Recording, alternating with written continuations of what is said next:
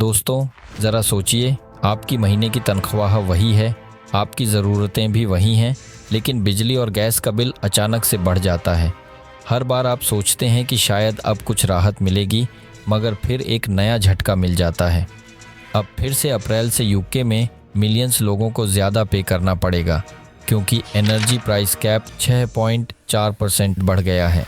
ये लगातार तीसरी बार है जब एनर्जी प्राइसेस बढ़ाई गई हैं और इसका सीधा असर आम लोगों की जेब पर पड़ रहा है। लेकिन सवाल ये है कि ये प्राइसेस इतनी तेज़ी से क्यों बढ़ रही हैं? क्या गवर्नमेंट वाकई इसे काबू में लाने की कोशिश कर रही है, या फिर ये महज वादों तक सीमित है और आने वाले महीनों में क्या हमें और भी बढ़ती हुई प्राइसेस देखने को मिलेंगी? आज हम इसी बारे में बात करेंगे।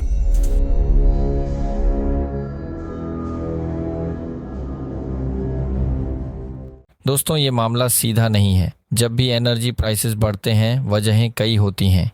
इस बार सबसे बड़ी वजह होलसेल एनर्जी कॉस्ट का बढ़ना है। मतलब जो कंपनियां बिजली और गैस सप्लाई करती हैं, उन्हें खुद एनर्जी महंगी मिल रही है और इसी वजह से वो ज़्यादा चार्ज कर रही हैं। लेकिन मसला सिर्फ यहीं तक सीमित नहीं है। इस बार दो और चीज़ें इस मामले को और मुश्किल बना रही हैं। Cold weather. फरवरी की शुरुआत में यूके और यूरोप में ज़बरदस्त ठंड पड़ी, जिससे हीटिंग डिमांड बढ़ गई। इसका नतीजा ये हुआ कि ब्रिटेन और यूरोप के गैस रिजर्व्स से बड़ी तादाद में गैस इस्तेमाल हो गई। जब डिमांड ज़्यादा होती है और सप्लाई कम, तो प्राइसेस ऑटोमेटिकली बढ़ जाती हैं। रशियन गैस डील का ख़त्म होना। सालों से यूके और यूरोप को रूस से गैस मिल रही थी, लेकिन पिछले साल के आखिर में यूक्रेन के जरिए रशियन गैस सप्लाई का एग्रीमेंट ख़त्म हो गया। इसका मतलब ये हुआ कि अब जो गैस पहले सस्ती आती थी, वो और भी महंगी पड़ने लगी। अब इन दोनों फैक्टर्स की वजह से अप्रैल से औसतन हर घर का एनर्जी बिल 1849 पाउंड हो जाएगा, जो पिछले कैप से 111 पाउंड ज़्यादा है। अब सवाल उठता है कि क्या गवर्नमेंट इस मामले में कुछ कर रही है? एनर्जी सेक्रेटरी एड मिलीबैंड का कहना है कि गवर्नमेंट फॉसिल फ्यूल्स पर निर्भरता कम करने और क्लीन एनर्जी पर फोकस करने की कोशिश कर रही है। मतलब ये कि 2030 तक ब्रिटेन अपने बिजली सेक्टर को पूरी तरह डीकार्बोनाइज करना चाहता है, यानी फॉसिल फ्यूल पर कम निर्भर होना और क्लीन एनर्जी को बढ़ावा देना। इसके अलावा वार्म होम डिस्काउंट के तहत 150 पाउंड की विंटर सपोर्ट दी जा रही है लो इनकम हाउस होल्ड्स को। लेकिन दोस्तों, 150 पाउंड पूरे साल के एनर्जी बिल के मुकाबले कुछ भी नहीं। और यहीं पर सवाल उठता है कि क्या ये स्टेप्स वाकई लोगों की मुश्किलें हल कर सकते हैं, या फिर ये सिर्फ वादों की दुनिया में ही रह जाएंगे? क्या आगे और बढ़ेगी कीमतें?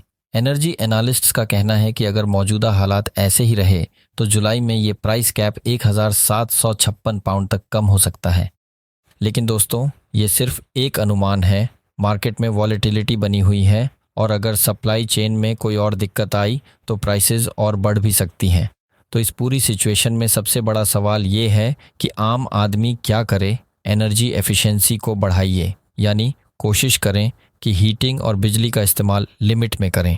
गवर्नमेंट स्कीम्स का फ़ायदा उठाइए। जो डिस्काउंट और स्कीम्स अवेलेबल हैं, उनके लिए अप्लाई कीजिए। बिलिंग ऑप्शंस चेक करें। कई कंपनियां फ्लेक्सिबल बिलिंग ऑप्शंस देती हैं, जिससे थोड़ी राहत मिल सकती है। आखिर में सवाल ये है, तो दोस्तों, क्या ये वाकई ब्रिटिश गवर्नमेंट की नाकामी है, या फिर ग्लोबल सिचुएशन का नतीजा? क्या हमें फ्यूचर में क्लीन एनर्जी की तरफ शिफ्ट करना चाहिए, ताकि ऐसी प्राइसेस के झटकों से बचा जा सके? और सबसे अहम बात, क्या अप्रैल के बाद हमें एक और प्राइस हाइक के लिए तैयार रहना चाहिए? आपकी क्या राय है? कमेंट्स में बताइए।